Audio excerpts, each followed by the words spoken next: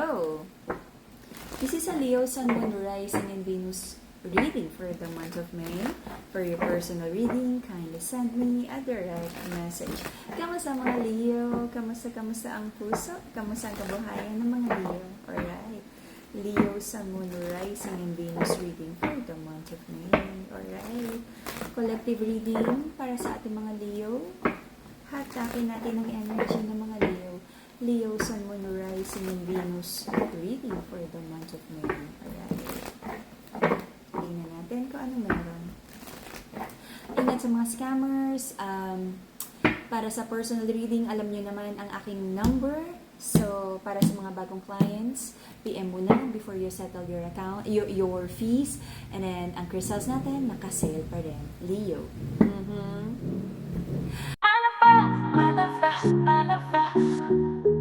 You're losing passion para sa yung person. Anong nangyayari?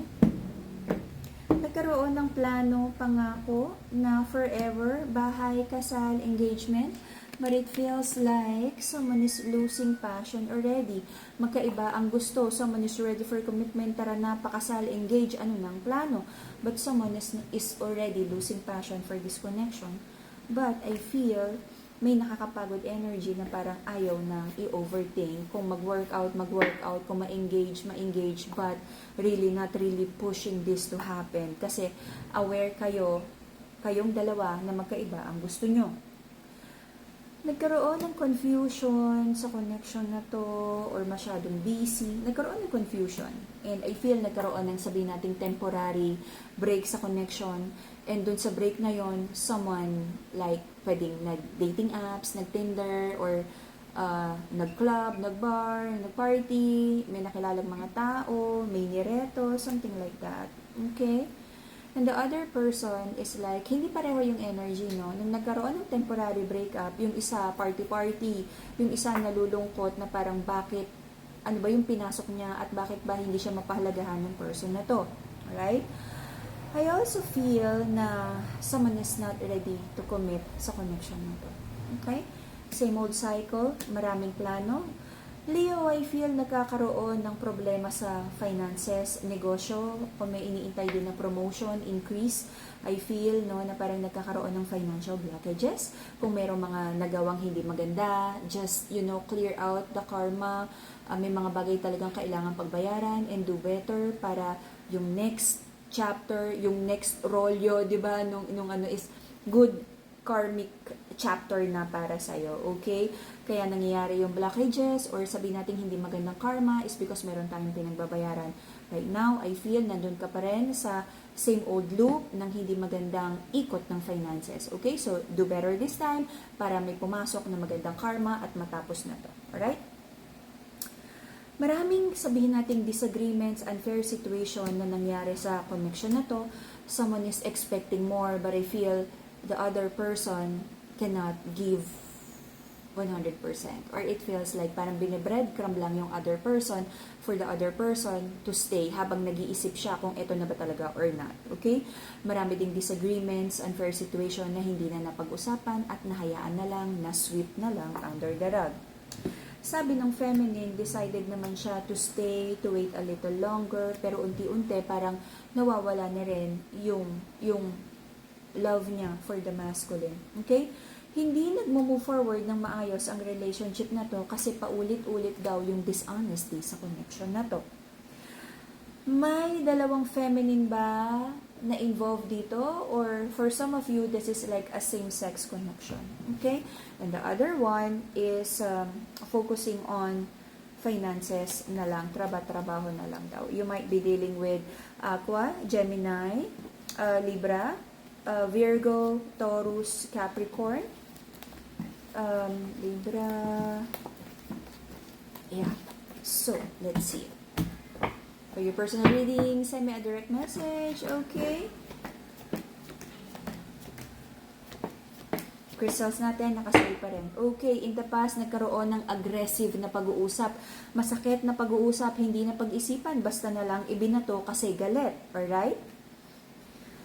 Someone wants to win yung conversation, kahit nakasakit siya, kahit nang gaslight siya, which is not a good sign sa relationship. The first time lang na maramdaman mo na may pagka-selfish, self-absorbed, narcissistic patterns. I'm not diagnosing anyone, but narcissistic patterns.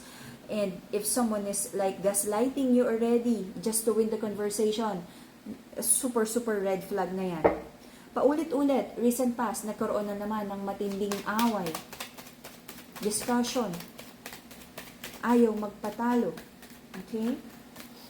So, may prayers and manifestation sa mga Leo na sana makagawa na siya, na kayo, ng like, kung ano ba talaga yung decision na gusto mo for this connection.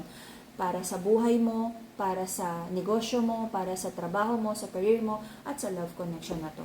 Ayaw mong magpa-dwindle kung magpa-sway-sway kung saan. Gusto mo nang magplano at kung ano man yun, mag-i-stick ka doon at dire-diretso. Okay? Para may direction. Maraming doubts ang mga Leo right now tungkol sa relationship na to. Trust issues. Hindi malinaw kung gusto pang ituloy or not. Sabi ng masculine, parang hindi siya ready mag-commit. Sabi ng feminine, she can't rely on the masculine right now. Sabi ng feminine sa connection na to, very young, very playful daw ang energy ng masculine, regardless of the age, parang hindi sineseryoso ang relationship. Minsan may effort sa relationship, minsan wala. Most of the time, ginagawang excuse ang pag-aaral or trabaho para wag mabigyan ng time ang feminine. Sobrang nasasaktan na ang feminine sa connection na to. Sabi ng mga Leo, tama ba na mag-walk away na sa connection na to? Or ayusin pa? Hindi sure. Okay? Kaya parang gusto nyo nang gumawa ng like firm decision kasi kung ano man yung mapagdidecide nyo, dire-diretso na. Wala nang no looking back. Alright? I feel until the end of August, hindi pa rin makakapag-usap ng maayos because may burden energy here. And it feels like maraming resentment, maraming tampuhan na hindi pa rin nare-resolve. And you have to. Whether ayusin nyo to or not, ang mahalaga is nagkaroon ng maayos na closure as an adult. Alright? Sabi ng mga Leo, ayaw na niyang mag-overthink. May mga bagay na unresolved, pero sige na, kalimutan mo yan. May confusion pa rin sa side ng mga Leo kung ano ba talaga. Until the end of August, I feel magkakaroon na rin eventually ng pag-uusap, finally. Pag-uusap, apology, to give this connection another chance, na magkaroon ng equal give and take, reciprocity, pero may nararamdaman pa rin akong confusion. Kumbaga, titignan pa rin, go with the flow, testing the waters pa rin. Okay. Same. Okay. Pagdating sa relationship, hindi ko nararamdaman ng sincerity, authenticity. Someone still may confusion kung magko-commit or not. Someone still open for options. Yung thinking na there might be someone better somewhere out there, which is unfair for the person na ready na to commit sa connection na to. Pagdating sa kaperahan, again, same cards na lumabas kanina, same old cycle, same or old hindi magandang karma of like medyo mabagal ang kaperahan. Merong mga ikaw patterns pagdating sa work ethics o kung anong ginagawa mo, yung mga patterns or yung habits mo, meron kang kailangang baguhin. Patience, okay? Pagsubok kung ano yung nararanasan sa pera, may kailangang baguhin or may transformation na tinuturo sa'yo si God, may lesson para mas maging, to be a better person. So, to wrap it up, pagdating sa pag-ibig, pag-usapang mabuti, be honest what you're ready for para hindi nagkakasakitan. Kasi I feel magkakaroon ng conversation, apology, na baka naman hindi mapanindigan. Pagdating sa kabuhayan, negosyo, merong kailangan baguhin ang mga Leo na like tradition kung paano mo paandarin ang negosyo, trabaho, career. Baka may mga like toxic habits na kailangan nang tanggalin para magkaroon na ng good karma.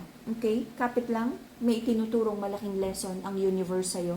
Pagdating sa pera, how you handle money, how you treat people with regards to money, something like that, anything about money, and how you treat people, to find the balance. Kasi parang may unfair situation din pagdating sa love. Both, big transformation to. Very transformative tong chapter na to para sa mga Leo.